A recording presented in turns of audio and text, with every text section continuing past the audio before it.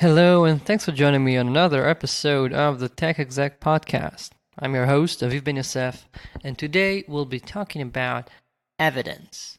Where is it, and how are you obtaining it? Whenever someone comes up to me with an issue in their company, my instinct is to trust them completely. They tell me that they see that person is not doing what they should be doing, or HR are not helping us hire the people we need to hire. And my instinct is always to believe that person's point of view.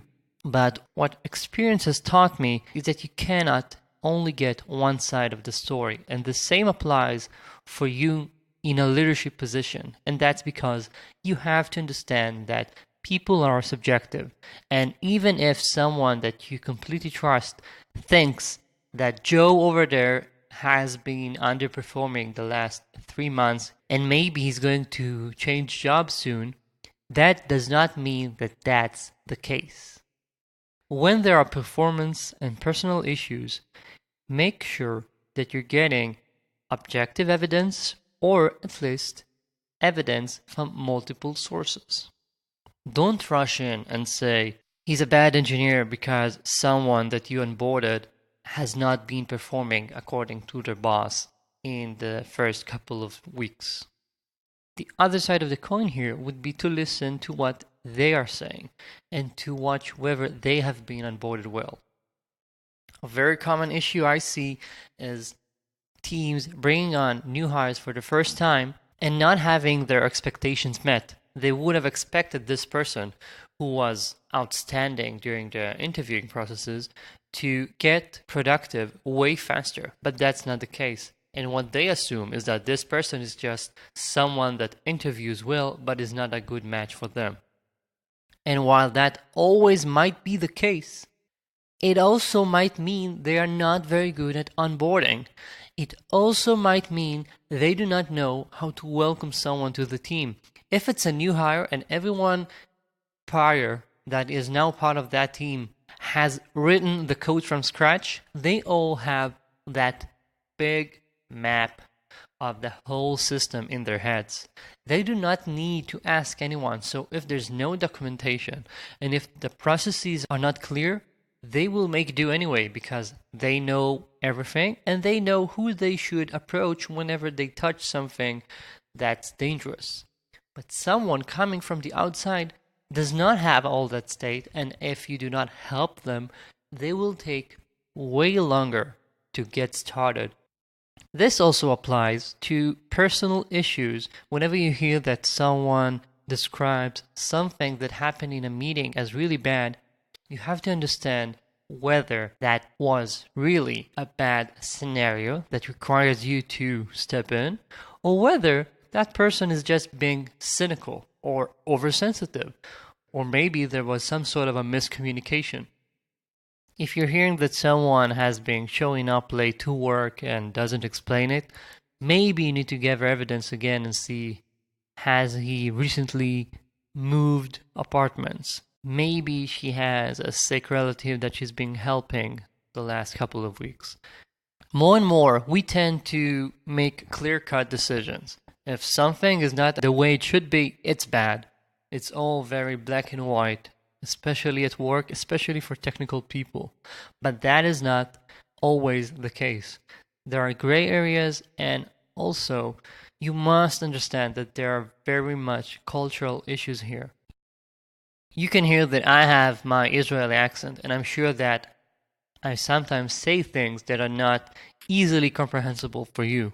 Luckily for you, you can hit rewind and go back 30 seconds on your podcast app and listen to me. That's not the case in meetings. You might be meeting with someone from a different background and from a different culture, and that might cause some miscommunications. And this all boils down to evidence.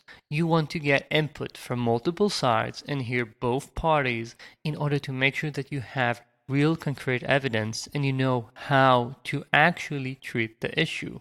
Don't treat a symptom, especially if that's a symptom only described by a single person.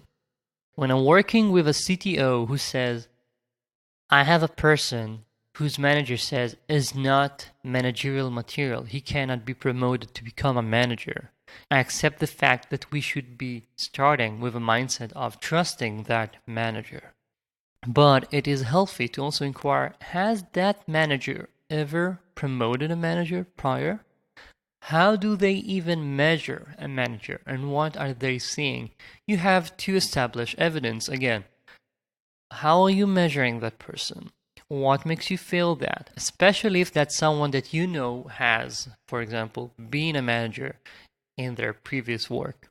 If someone says the architect team are busy keeping their turf and maybe pushing aside people so they don't encroach on their responsibilities, that might be the case. But that might also mean that that same person has an issue with the architects. And in that scenario, you should see whether that impression is something that several people are saying, or is it something that's only stemming from that specific person? Maybe it's something that's an issue across the whole architecture team, and maybe there's a specific architect that needs to have a little calibration. Maybe those two people do not work well together, and there's no one specifically bad at their job. They simply do not have chemistry. All this to say that you should not be working from your gut when we're talking about people. Evidence is crucial. We have people of different cultures, and especially if you're working to increase your diversity, you cannot assume that everyone will be thinking like you. And even if you did not have issues when you were a 5-person team, it is normal to have miscommunications and other issues as you grow. And you should not assume that that specific person you've been working with for the past 18 months is the one on the right. You have to gather evidence. Otherwise, you'll make it so people who do not think like you automatically are always in the wrong. And that is not where you want to be.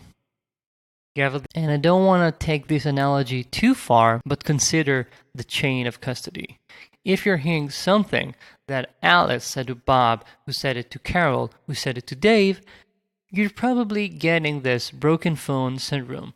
You do not want to trust that kind of information unless you have to. The chain of custody and evidence means that you have to make sure nothing has been tampered.